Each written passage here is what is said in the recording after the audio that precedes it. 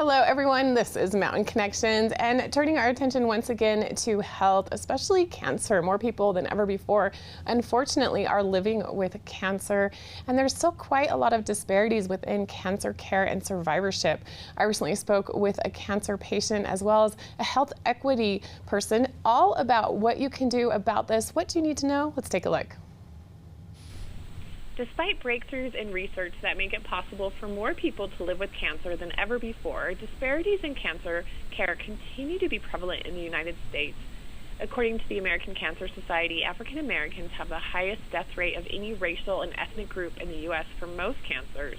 Here with us now is Woody, an Osteosarcoma survivor and health equity advocate, as well as Shelley Fuld Nasso, CEO of the National Coalition for Cancer Survivorship, to discuss the issue of cancer disparities and an initiative called Survivorship Today, what it's like to live with cancer. Thank you, both of you, for joining us today. Thanks so much for having us.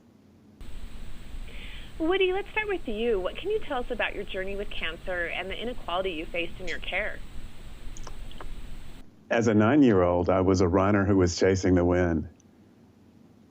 Then I discovered a lump on my left thigh, and ultimately I was diagnosed with osteosarcoma, which is a rare form of bone cancer. I was treated at our local hospital, and at that time I was in a segregated community, and as a Black person, we were relegated to the basement of the hospital in what was called the colored ward. My neighbors in the hospital were women having babies, children, older adult men, and people with infectious diseases. Now that was more than 60 years ago, and every day for 30 days for my treatment and recovery, I looked at a blank wall which was windowless. There exists still, even after these 60 years, inequities when it comes to cancer care. Woody, your story is just really awful, to be honest, and I'm so impressed that you're willing to speak out about it right now to hopefully change the way this is done. Shelley, your organization recently conducted an annual survey on the state of cancer survivorship. What did it reveal about disparities in cancer survivorship in the United States now? So we launched the results of our 2021 State of Cancer Survivorship survey this week.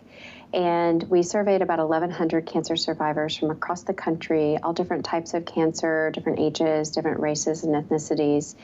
And of course, we don't have colored wards like what Woody experienced 60 years ago, but we did find that there's still disparities in access to care and in outcomes in cancer care. The Black and Hispanic Latino respondents in our survey were less likely to say that they felt like the care they received was excellent compared to the white respondents.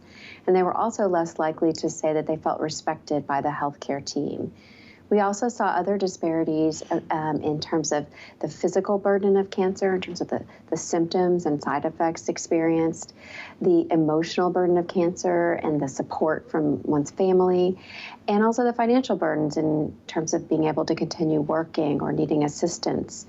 And we found those disparities for a variety of different groups: Hispanic and Latino patients, young adult cancer survivors between the ages of 18 and 39, women, and then people with advanced and metastatic cancers. We're grateful to Bristol Myers Squibb for supporting our efforts to conduct this survey every year, which really gives us the data that we can then share to help us all educate ourselves about what these disparities are in outcomes and in access to care for different groups.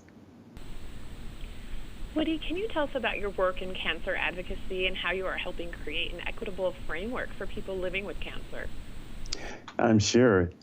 My involvement has been in fundraising to provide services for patients that are undergoing treatment. I also sit on research committees for peer review and research grants and for awarding those grants. Recently, I've developed a PowerPoint presentation on health equity that I presented at our local medical center, as well as had the opportunity to present the health equity presentation to some of our local service clubs. You can read my story and the story of other cancer survivors in survivorshiptoday.com. And Woody, can you tell us a little more about Survivorship Today and why it's important to help people understand the long-term impacts of cancer?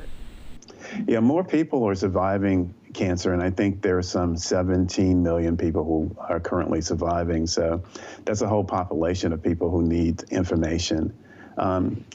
Survivorship Today aims to share the stories about people in their journey with cancer. So that would be survivorshiptoday.com.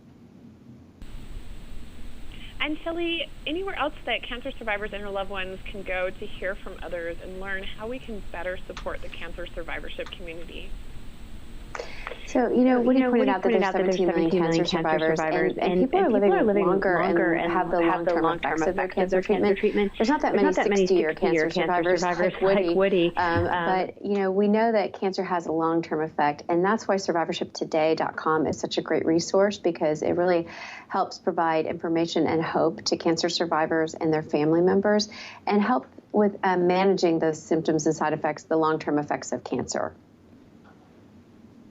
Thank you so much, Shelley and Woody, for talking with us today. I appreciate this important information for cancer survivors and also discussing equity of care. Woody, I appreciate you also being willing to share your personal story. Thanks so much for joining us today.